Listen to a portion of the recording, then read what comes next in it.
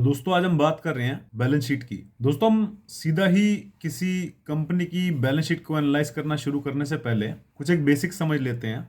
तो मैंने एक यहाँ पे एक सिंपल प्लेन बैलेंस शीट बनाई है जिससे कि आपका बेसिक क्लियर हो जाए, क्योंकि अगर बेसिक क्लियर रहेगा तो कंपनी की बैलेंस शीट को समझना बहुत ही आसान होगा, क्योंकि उस बैलेंस शीट को एनालाइज करने के लिए डिटेल में आपको थोड़ी बेसिक टर्म्स की नॉलेज की जरूरत है। तो बेसिक्स को यहाँ से क्लियर कर रहे हैं। अब क्या होता है, मान लीजिए कि आपने कोई एक बिजनेस स्टार्ट करा है। लेट्स सी आप बेकरी का बिजनेस स्टार्ट करने जा रहे हैं, और उस बिजनेस के अंदर क्या होगा कि आप ओनर हैं, तो आप सबसे पहला स्टेप क्या करेंगे कि कुछ एक असेट्स खरीदेंगे। अब मान लीजिए कि उस बिजनेस के लिए कुछ एक मशीनरी लगती है। अब जैसे बेकरी बिजनेस है तो उस बेकरी बिजनेस के अंदर एक तो ओवन की जरूरत होती है और एक जरूरत होती है मिक्सचर की। मिक्सचर के अंदर हम डो मिक्स करते हैं, उस डो को मिक्स करके फिर ओवन में बेक करते हैं, तो वो बेक करके हमारा फिनिश प्रोडक्ट तैयार होता है। तो इस तरीके से हमारा जब फिनिश प्रोडक्ट तैयार करने के लिए कुछ एक हमें बेसिक मशीनरीज की जरूरत है, जो कि ओवन है और मिक्सचर है। तो सबसे पहला स्टेप क्या होगा कि जब हम ये बिजनेस स्टार्ट करने जाएंगे, अब मान लीजिए कि हम बहुत छोटा छोटा अमाउंट में लेते हैं यहाँ पे कि 1 लाख रुपए का ओवन आता है और 1 लाख रुपए की मिक्सिंग मशीन आती है। तो सबसे पहला स्टेप हमारा ये होगा इस बिजनेस में कि हम पैसा लगाएंगे बिजनेस में 2 लाख रुपए,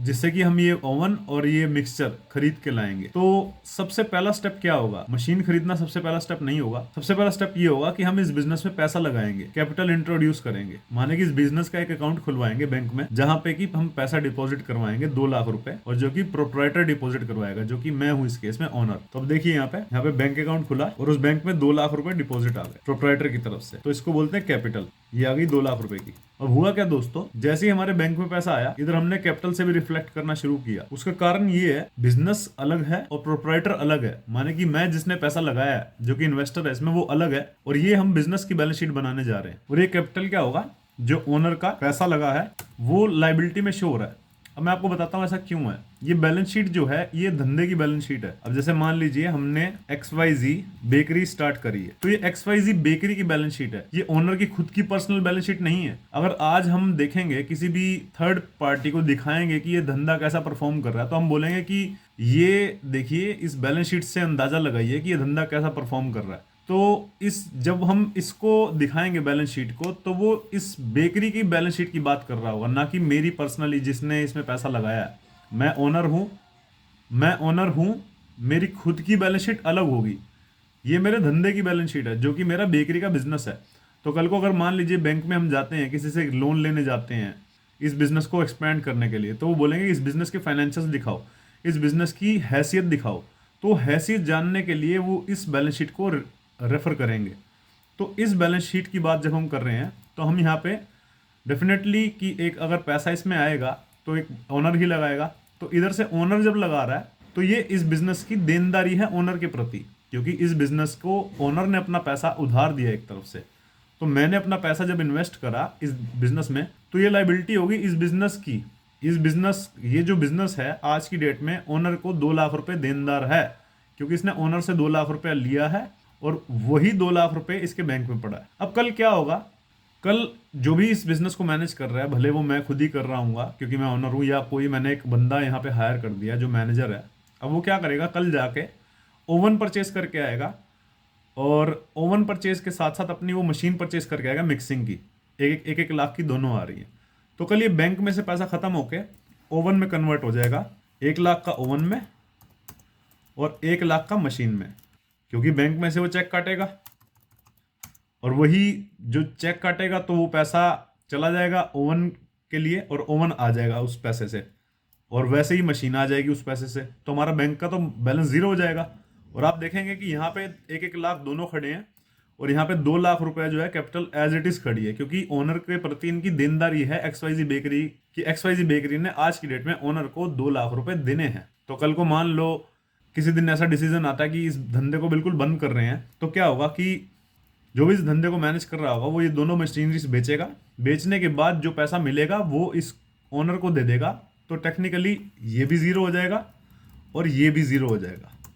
तो ये एक हाइपोथेटिकल एग्जांपल था जिसमें मैं आपको समझा रहा था कि क्या सिचुएशन रहेगी बैलेंस शीट की ऑपरेशंस के साथ साथ। तो अब आप ध्यान देंगे कि भले ही कुछ भी एंट्रीज घूम रही हो, यहाँ पे दोनों का बैलेंस मैच कर रहा है, इक्विटी और लाइबिलिटी साइड का भी, और इधर आपका असेट साइड का भी। तो ये लाइबिलिटीज की बात हो रही है और ये असेट्स की बात हो रही है।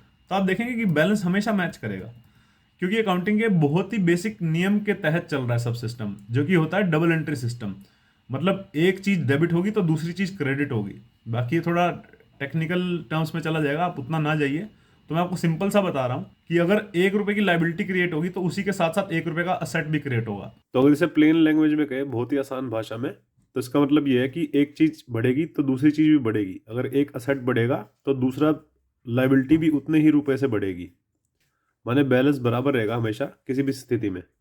इसी को कहते हैं बैलेंस करना, इसी को कहते हैं balance sheet. As on date जहां आप खड़े हैं, किसी भी डेट पे आप खड़े हैं, हो सकता है वो 1 अप्रैल हो सकता है वो 30 सितंबर हो सकता है वो 31 मार्च हो। तो एज ऑन डेट जब भी आप देखेंगे, किसी भी दिन आप अकाउंटेंट को उठा लेना और बोलना कि अभी बैलेंस शीट निकाल के दिखा, तो जब वो बैलेंस शीट निकाल के दिखाएगा आपका हमेशा बैलेंस बराबर मिलेगा, ये टोटल। माने सभी असेट्स और लाइबिलिटीज का बैलेंस बताता है किसी भी गिवन डेट पे। माने वो बैलेंस बताता है कि आज की डेट में लाइबिलिटी का बैलेंस कितना है इस डेट पे, और असेट्स का बैलेंस कितना है इसी डेट पे। माने एज ऑफ डेट कितना बैलेंस शो कर रहा है, माने क्या क्या बैलेंस खड़े हुए हैं किस किस लाइबिलिटी में, और क्या क्या बैलेंस खड़े हुए हैं कौन कौन से असेट में। तो यही निशानी है प्रॉपर अकाउंटिंग की। तो ये बेस मेरे को आपको सिर्फ समझाना था कि बैलेंस शीट को हम बैलेंस शीट क्यों कहते हैं, क्योंकि किसी भी डेट पे वो एक असेट्स को अपनी लाइबिलिटी के साथ इक्वेट करके बताता है। अब अगले दिन मानो कि क्या होता है, धंधे में कुछ सेल हो जाती है, सेल होने से 40,000 रुपये का प्रॉफिट जनरेट हो जाता है, ठीक है। और 40,000 का प्रॉफिट जनरेट होने के साथ साथ आपका वही चीज़ कहीं ना कहीं तो रिफ्लेक्ट करेगी। तो होता क्या है, ये बेकरी के अंदर रॉ मटेरियल लाते हैं 1 लाख रुपए का, और उसको प्रोसेस करने में 10-20 हज़ार रुपये लगाते हैं। तो 1,20,000 रुपये का इनकी कॉस्ट पड़ती है प्रोडक्ट्स की। वही प्रोडक्ट ये बेच देते हैं 1,60,000 में। तो ऐसे में इनको क्या होता है, 1,60,000 की ये सेल करते हैं, माइनस में 1,20,000 का इनकी कॉस्ट आती है, तो इनका प्रॉफिट जनरेट हो जाता है 40,000 का। तो ये क्या होता है, इतने ही रुपए से 40,000 रुपये से हमारा बैंक बैलेंस बढ़ जाता है। अब आप देखिए कैसे, बैंक के अंदर 1,60,000 का एडवांस आता है कस्टमर का, जो कि वो सेल के लिए देगा, और माइनस में 1,20,000 का जो कि खर्चा होता है इस प्रोडक्ट को बनाने का। तो 40,000 रुपये नेट सरप्लस करके जो कि हमारा प्रॉफिट बचता है वो बैंक में ही बच जाता है। तो अब देखिए आप, एक ही ट्रांजैक्शन हुई जिससे हमारी फाइनेंशियल पोजीशन चेंज हुई, और फाइनेंशियल पोजीशन चेंज होते ही हमारे जैसे असेट्स भी बढ़ गए और लाइबिलिटी भी बढ़ गए, पर दोनों तरफ आप देखेंगे तो हमारा बैलेंस बराबर मैच कर रहा है। तो यही एक कंसेप्ट है बैलेंस शीट, जो बोला जाता है कि बैलेंस करता है हमेशा असेट्स और लाइबिलिटीज को एज ऑन डेट। अब यहाँ पे बात ही आती है कि एज ऑन डेट का मतलब क्या होता है, या कभी आप पढ़ते हैं कि एज एट 31 मार्च, ऐसे पढ़ेंगे आप किसी भी कंपनी की balance sheet of such and such as at 31 March 2022। तो देखिए क्या होता है कि जब आप प्रॉफिट एंड लॉस की बात करते हैं तो प्रॉफिट एंड लॉस एक सर्टेन पीरियड के लिए होता है, भले वो 12 मंथ्स का हो, भले ही वो 6 मंथ्स का हो, भले वो 1 मंथ का हो, पर बैलेंस शीट हमेशा एज ऑन डेट होती है। एज ऑन डेट मीन्स जब से बिजनेस स्टार्ट हुआ था वहां से लेके आज जहां तक बिजनेस पहुंच चुका है, तो इन पूरे पीरियड के लिए जो आज की डेट में बैलेंस शो हो रहे हैं बैलेंस शीट के ऊपर, वो टोटल हैं from the very beginning of business, from the very Inception of the business. तो इसीलिए बैलेंस शीट को बोलते हैं एज एट 31 मार्च 2022 और एज एट 31 मार्च 2023। तो एज एट इसलिए बोलते हैं कि आज तक, अभी तक, इस डेट तक, माने कि शुरुआत से लेके आज तक। तो वो बैलेंस जो शो कर रहे हैं वो आज तक की पोजीशन दिखा रहा है। तो अब जिसको हम बोल रहे थे कैपिटल, तो उसको जब कंपनी के केस में आता है उसको शेयर कैपिटल बोल दिया जाता है, क्योंकि यहाँ पे सिंगल ओनर थे तो उन्होंने अकेला पैसा 2 लाख का लगाया था। पर यहाँ पे कंपनी में क्या होता है, लाखों ओनर्स होते हैं, तो वो यही 2 लाख जो है शेयर्स में डिवाइड हो जाते हैं। मान लो अगर इस कंपनी के अंदर 1,000 शेयर होल्डर्स हैं तो 200 रुपये का एक शेयर बन जाएगा, माने 200 रुपये हर 1,000 शेयर होल्डर से लेंगे तो जाके उतनी इक्विटी बनेगी। तो ये प्रॉफिट की बात कर रहे हैं, जहां हम मतलब देसी भाषा में बोल रहे थे इसे प्रॉफिट, तो उसको वही टेक्निकल टर्म से बोल देंगे रिजर्व्स एंड सरप्लस।